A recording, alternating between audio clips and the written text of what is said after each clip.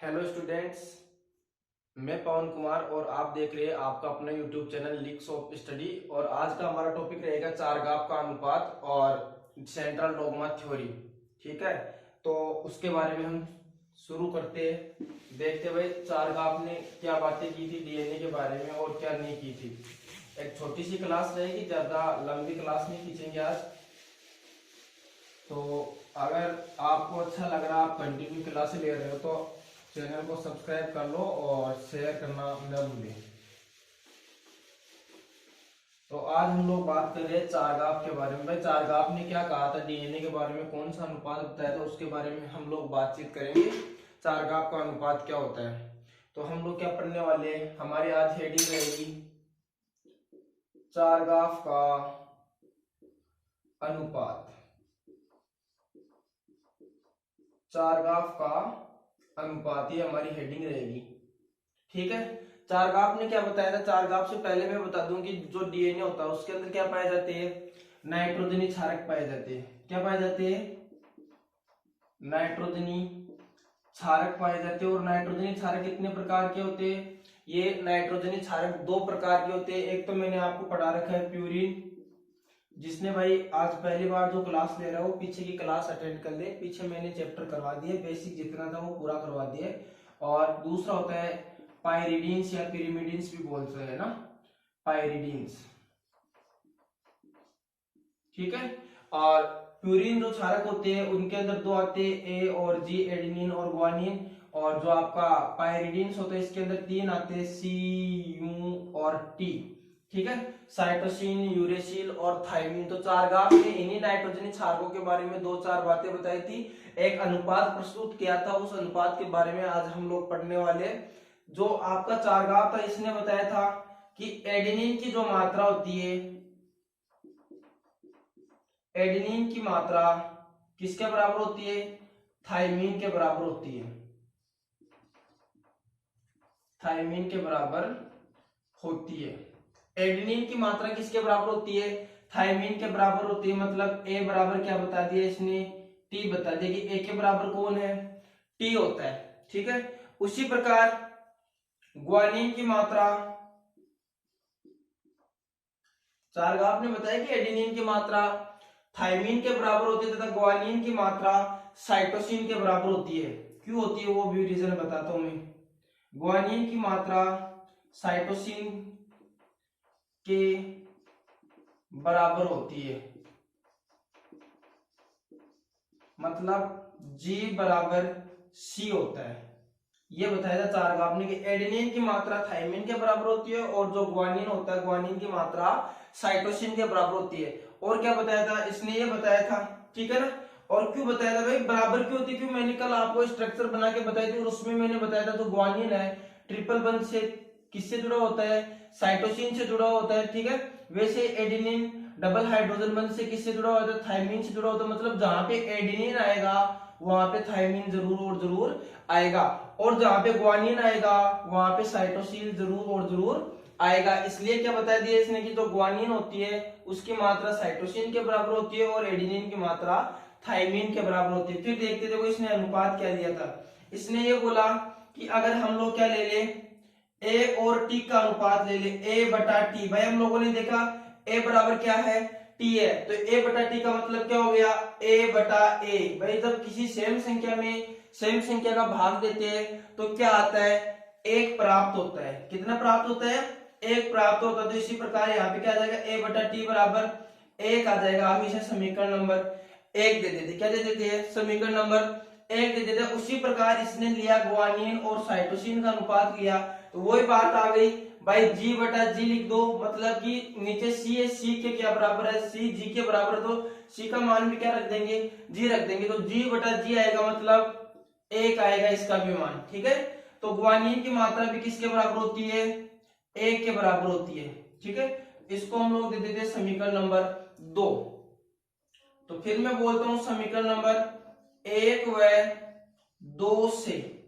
ठीक है ना भाई, हम लोग ये बोल सकते हैं कि इनका क्या है, एक पक्ष बराबर है, दायां बायां पक्ष बराबर है, तो इनका दायां पक्ष भी क्या रहेगा, बराबर रहेगा। तो मैं ऐसा बोल सकता हूं ए बटा टी बराबर जी बटा सी बराबर 1 होगा। तो ये फॉर्मूला बनाकर दिया था किसने, चारगाफ ने।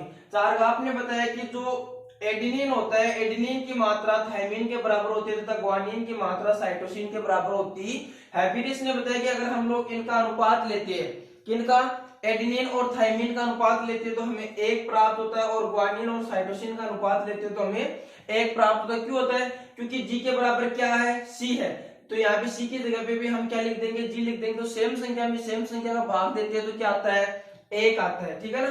फिर हम लोग देखते हैं भाई ए बटा टी बराबर 1 और जी बटा सी बराबर भी 1 है, तो हम लोग बोले समीकरण नंबर 1 और 2 से क्या आ जाएगा, ए बटा टी बराबर जी बटा सी बराबर 1 आ जाएगा। ठीक है ना।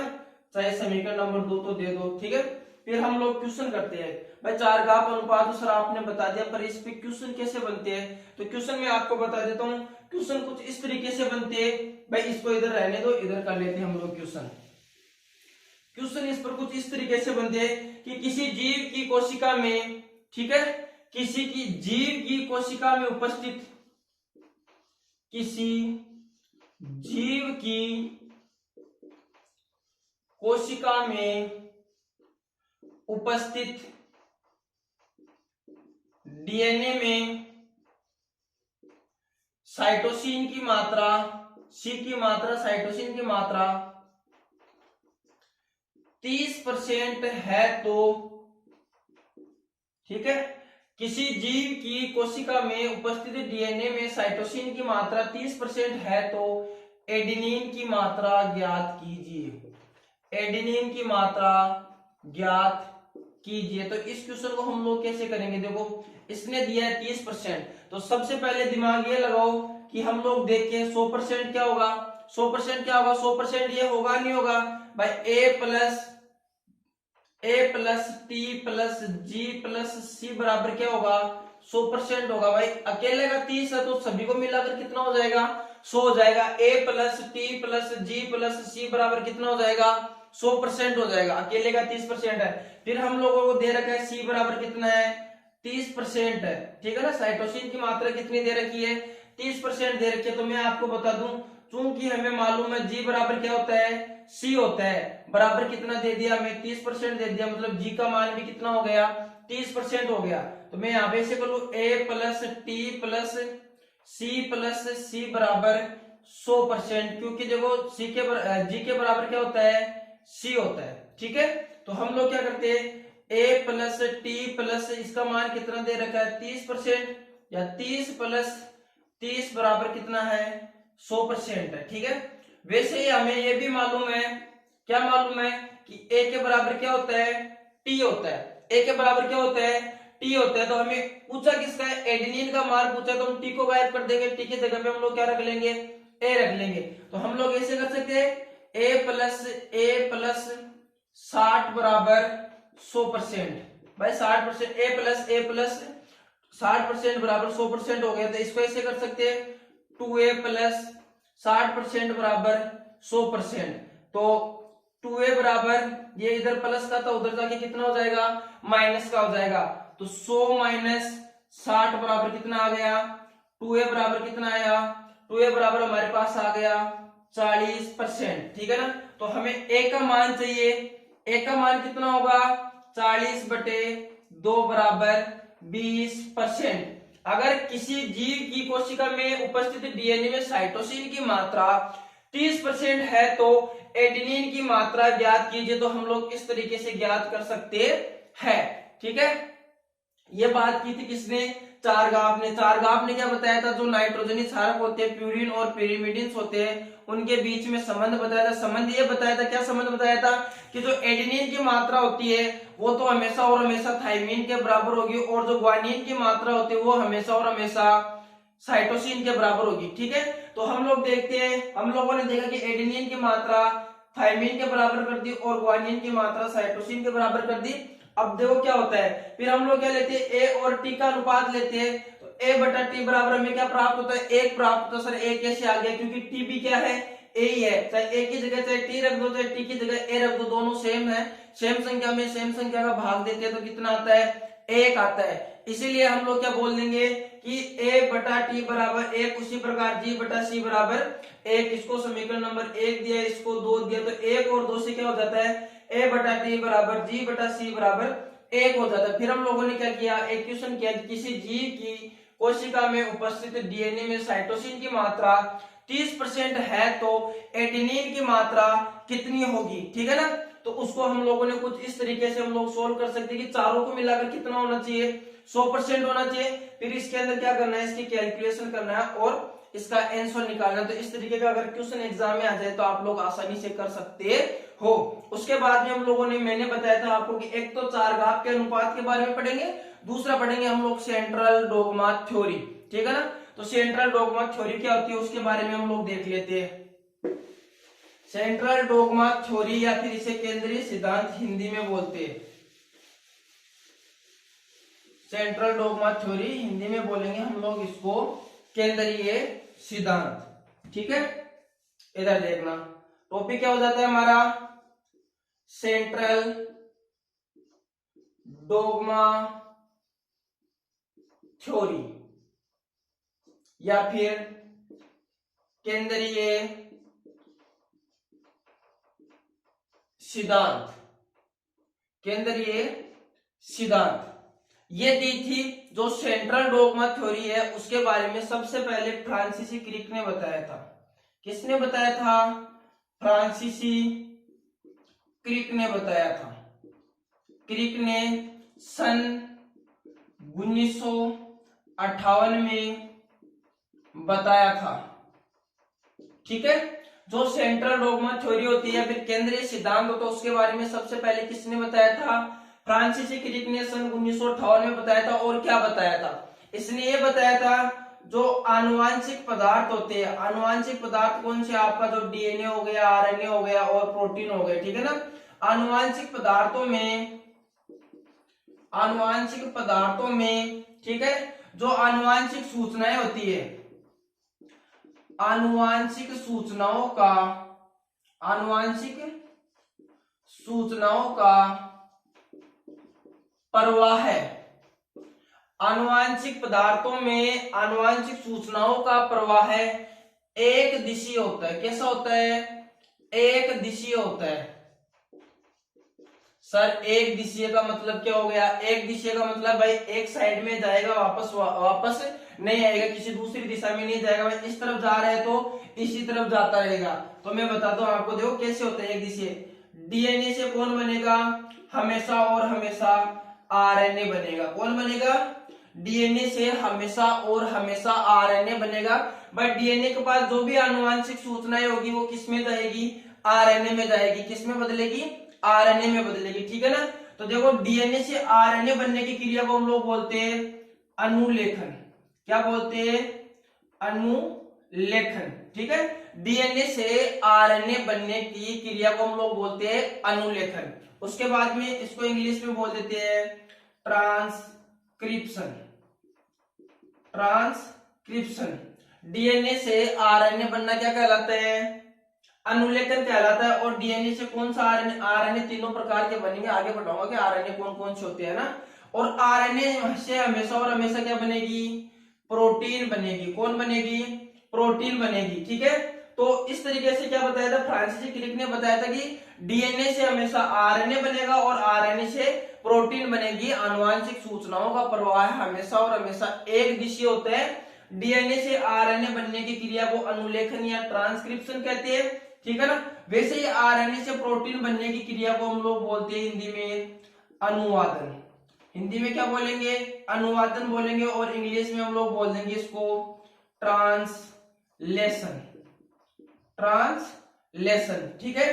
तो हमेशा और हमेशा डीएनए से आरएनए बनेगा और आरएनए से क्या बनेगी, प्रोटीन बनेगी। यही आपका सेंट्रल डोग्मा थ्योरी थी, केंद्रीय सिद्धांत था। केंद्रीय सिद्धांत के अनुसार फ्रांसीसी क्रिक ने सन 1958 में बताया कि आनुवांशिक पदार्थों में आनुवांशिक सूचनाओं का प्रवाह है एक दिशीय होगा, एक दिशीय होता है। हमेशा हमेशा डीएनए से आरएनए बनेगा, आरएनए से प्रोटीन बनेगी। लेकिन कुछ दिनों बाद में दो वैज्ञानिक आते हैं, एक तो आता आपका टेमिन और दूसरा आता है टेमिन व वाल्टीमोर।